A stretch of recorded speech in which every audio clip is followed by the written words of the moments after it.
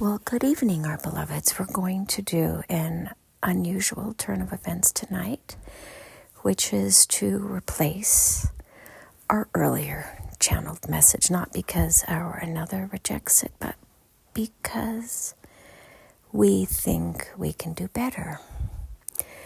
We spoke of what the light is within you, which we encourage each of you to find. It is that spark, it is that point of inspiration.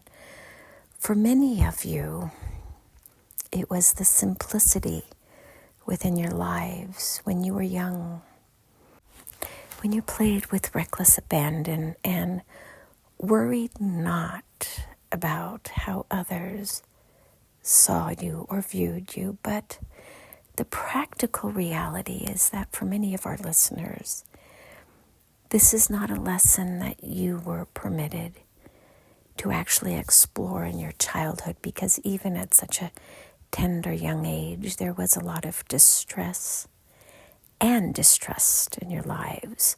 So we wish to come up with a more measured example.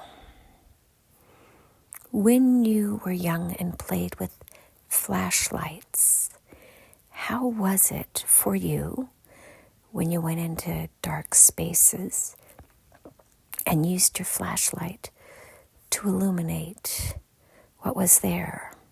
It was not as though you had turned on a light switch where you could see the entire room. You could only see bits and pieces based on where your light illuminated the space. This is much like when your light first comes on. It is a very narrowly focused flashlight light. The beam is narrow and it may not even be very strong, so you're not really certain what you're seeing. And yet, with time, the beam strengthens and it widens until you have a super flashlight, which illuminates pretty much the entire room ahead of you, as if the entire room was lit up or lighted. This is what the journey back to enlightenment consists of. As you feed and nourish your journey, the light will brighten and sharpen into something that will allow you to see better. If you need another analogy, pretend that your sight has shifted and you now need glasses to see with greater precision and delicacy. Think of those of you who are older and you need readers to read the teeny tiny print that is on many of the bottles and objects these days. It's not that the print has necessarily gotten smaller. It is your ability to discern what is so close that shifts. And yet, if you were to do eye exercises, for most of you and many of you, your vision would return, but you are told that your eyes are broken and you get readers, and that's it. But for most, if you could do some simple eye exercises to sharpen the muscles, to strengthen the muscles, and to practice the neurocognitive piece that allows the discerning part of your brain to focus with greater precision, well, then your eyesight could return, but you are not taught that.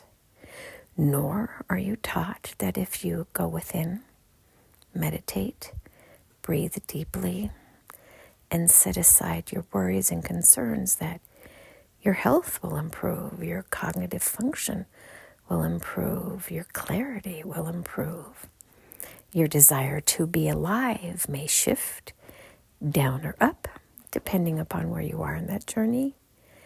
And then at some point, you would find peace with where you are at, because you would literally recognize that Everything is here to teach you. And it all makes sense even when it doesn't, because your level of trust and surrender is so great that the nuances of what is confusing you would no longer bother you, because you know that it will come into focus when it is meant to, when you are meant to see it, read it, experience it. Life is not as confusing or as complicated as you think. It is just a matter of focusing on exactly that which is before you, knowing and trusting that that is all that is meant to be before you, and that we, the collective, will bring you all of your heart's desires and wishes in the right order and in the right manner. It may not ever look like you want or wished for or sought after, but it definitely is what is necessary for your spiritual growth. And the more you surrender to the simplicity of what is and can be, the more you let go of the need to try to control what your life looks like. And within just that simple process, the clarity within the beam of your flashlight will improve, because all of a sudden you will be able to see what is really there versus what you so desperately want to see but can't, because it's not present at all, or not in the manner of your imagination. If you seek for an elephant, would you notice the mouse? Or alternative, if you seek for the mouse, would you see the elephant? Sometimes you need to see the detail, and sometimes you need to step back and see the broad brush strokes of what it is. Not all that is small is good, and not all that is big is bad. It's just simply your perception and perspective of what it is that you're seeking and what the universe desires to bring to you and for you, because it is truly what you need in order to spiritually grow into what your heart's desire from the soul's perspective came to explore. It's not about being wealthy, rich, beautiful, happy, settled, content. It is simply about exploring the life's purpose that you came to explore. And it may be wealth, or it may be poverty.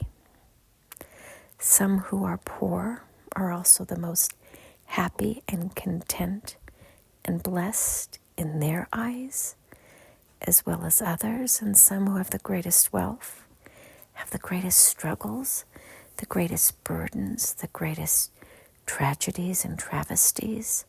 So money does not buy you happiness, nor does it buy you purpose. It simply offers you that, money. But with it, oftentimes comes greater challenges, because the money distracts you from what you came to do. And when that is what you seek and pursue at all costs, your lessons may get more difficult, because we are trying to pull you back to what your soul's desire and purpose is in this lifetime. So let go of the need to be wealthy, and instead simply ask to be blessed. And therein you may find the greatest blessings that you could never imagine, because it's not on your radar, because it's not something that you were taught to pursue in this lifetime.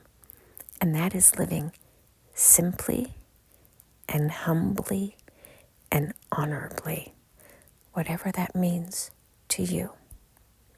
Finding yourself will get easier this time around, because it is like finding a needle in the haystack. And when the haystack burns down, which is a new dating method, the only thing that's left is the needle.